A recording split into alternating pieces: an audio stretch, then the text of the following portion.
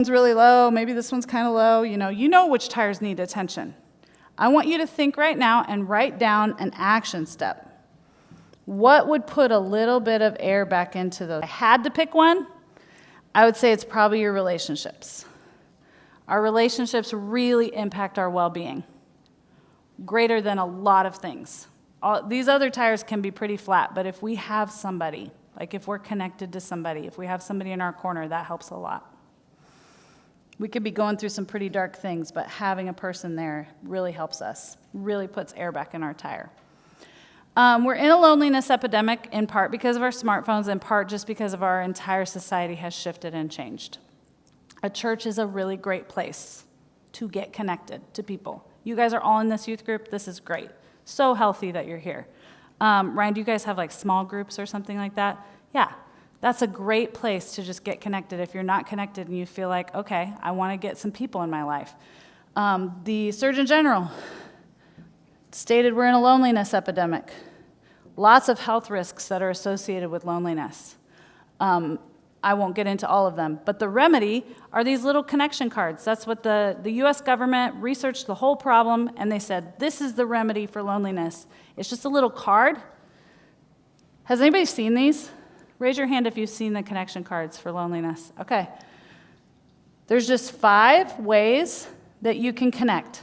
So maybe it's like you brainstorm 5 ways. I'm going to call my grandma. I'm going to have coffee with my sister. I'm going to text my best friend. You just brainstorm 5 different ways. And then you write about how you felt after. That's it. Basically, it puts all the responsibility on you. Because what's true about this, all of this, is that there's nobody who is really coming to save us right now when it comes to this issue of cell phones. Legislation is really stalled. Schools are just now starting to catch on. All of this falls under the umbrella of personal responsibility. Meaning you get to be the CEO of your tires. You get to be the CEO of whatever action step you're going to do or not do. You get to be the CEO of, am I going to work hard to get connected with people or am I not going to work hard? You get to decide. And it's tough. It's not easy. Mental health challenges are real. A lot of times they are not chosen. A lot of times they are biological. A lot of times they run in families. A lot of times they're created by circumstances that you're in. But if you're struggling, definitely get some help and support. There's lots of people in this church who will help and support you. You've got youth leaders, you've got parents, you've got lots of loving adults in this room who will help you and support you through anything you're going through. I want to introduce you to one resource. There's so many resources out there, and I was like, oh, what resource do I pick? So I picked this one. This is Wait Until 8th. Did I hit something? I don't know if I did. Okay. Well, that website, Wait Until 8th, it's waittilleighth.org. And it's really wonderful. It has so many articles, so many tools, so many ways to do it in your family. Like, it is not one size fits all. My daughter is very responsible. She's the oldest daughter, right? The oldest daughter is always really responsible for things. So when she wanted a cell phone and she wanted social media, we actually just talked to her and we were like, listen, we will actually support your choice, but we want you to be educated first. And so we had her watch, what is the movie? I'm drawing a blank right now. The movie about social media. What? Cyberbullies, and there's another one. It'll come to me. But we had her watch that movie, and we had her read some of The Anxious Generation. We had her listen to some different voices. And she just decided she didn't want social media right now. She was like, I just feel like it'll make me feel more left out than I already feel. I was like, okay, that's real. And I think that was a really wise decision. So I don't think you as parents have to go in and just dominate the conversation and become dictators. I think you want to work with your kids and learn how they feel and kind of assess where they're at with their own level of responsibility and understanding. And definitely, I think it's a conversation. It's not a one-size-fits-all. Snapchat is historically like the bane of my existence as a counselor. I see Snapchat problems like constantly in my office. Usually they're sexual in nature, and it's usually not good, and a lot of times the law has been involved, and it's really heartbreaking, some of the stuff that I've seen with Snapchat. But I also see lesser Snapchat problems where you turn your location feature on and you got your friends who also have their location feature on, and so you can see every time that your friends are hanging out without you and feel really left out and rejected in your life, right? So it's not just like posting pictures. There's a lot more involved with Snapchat. There's a lot of different features. And so most people would say age 16 for something like Snapchat. I think there's a really good article on Wait Until 8th about some parents who they looked at all the different social media and they let their kids choose one and they allowed their kids to choose Snapchat. And the reason why is because their kids were actually connecting with other kids, as opposed to scrolling on Instagram and Facebook, which is just content. They were actually talking to their friends on Snapchat. So for their family, that was a really good fit. They felt like their kids were ready for that. They let their kids do Snapchat, and they've not had any problems. So what I want to say is this is not one size fits all. You know your kids. You know what is best. You guys can have those conversations. They have a lot of tools for parents about how do you start those conversations. What are maybe like some recommended boundaries? What are some recommended ages? What are some of the pitfalls of, social media, chat bots, things like that? Just a lot of really good stuff, very clearly presented, and you can take the pledge if you want.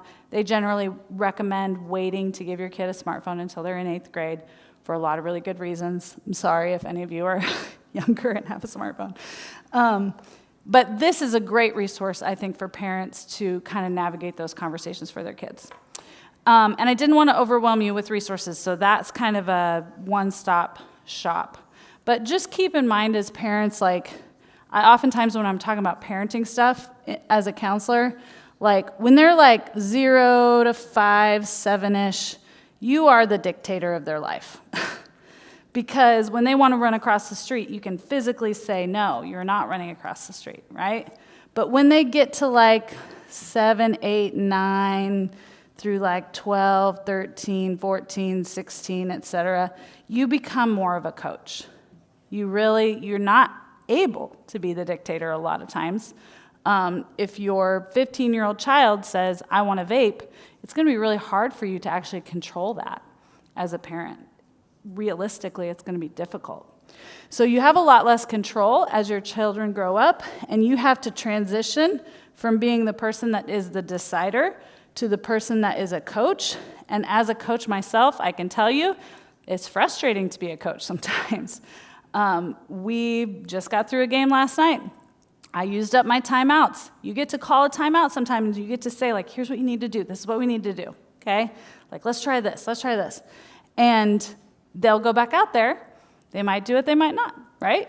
It's outside your control. So as they're growing up, physically, mentally, it's harder and harder. You're going to have less influence and less control as parents, just naturally as your children grow. As they get to 16, 17, 18 plus, you transition into more of a friendship and a relationship with them and less of a coach a lot of times, but most of your influence is through your relationship with them. So most of you are probably in one of these two stages where you don't have a lot of control. And if you're going to be a dictator and just dominate the conversation, says this is how it's going to be, you might create a lot of friction in your relationship. So just consider involving their perspective, having your kids just get educated about stuff. Maybe some role models, my child has some role models in her life where they're not on social media. They've gotten off social media and they talk about that and they're open about it and vocal about it. And that helped her make her choice about it. But I would not be surprised if she gets on social media in the next year or so. And we're just going to try to talk about it. We're just going to sit down and talk about it. And I'm going to ask her, a very important question is, if you were a parent, how would you feel? If you were a parent, what kind of decisions would you make for your child and why? Just really helping lead them through your perspective and just see what they say. You might be surprised. Usually when I ask my kids, how would you be disciplined if, or how would you discipline your kid? They're usually pretty harsh. I'm I wasn't going to go for that, but okay.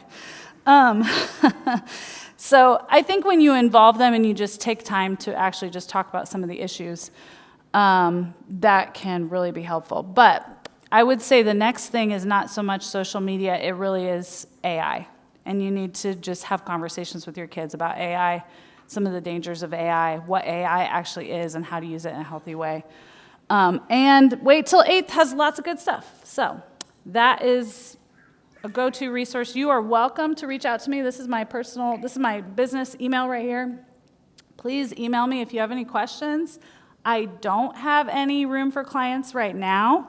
That's usually a question that I get. So I would say maybe possibly after the holidays if you're needing something. I'm far away. I'm about an hour away, but I do telehealth. So if you need somebody, you can't find somebody in your area, I do video chat counseling. For 15 and up usually. And then that's my Instagram handle. I don't really post anything right now, but I'm supposed to start doing that, I guess, so. I don't know, maybe I'll post stuff on there sometimes. But you can find me there if you want to, and I just want to ask if there are any questions. I just want to leave a little bit of time if you have any questions, anything at all, about mental health, about my family, my job, smartphones, anything at all. Please feel free to ask those questions. We got just a couple minutes. Anybody have a burning question? Okay. I would like you to come up and talk to me if you didn't want to ask your question, because I know there's questions in a big group like this. So I'm going to stay here for at least like 30 minutes. Please come and talk to me. I would love to talk to any of you if you have any questions at all. But thank you so much for just listening. I really appreciate it and appreciate the discussion. So thank you.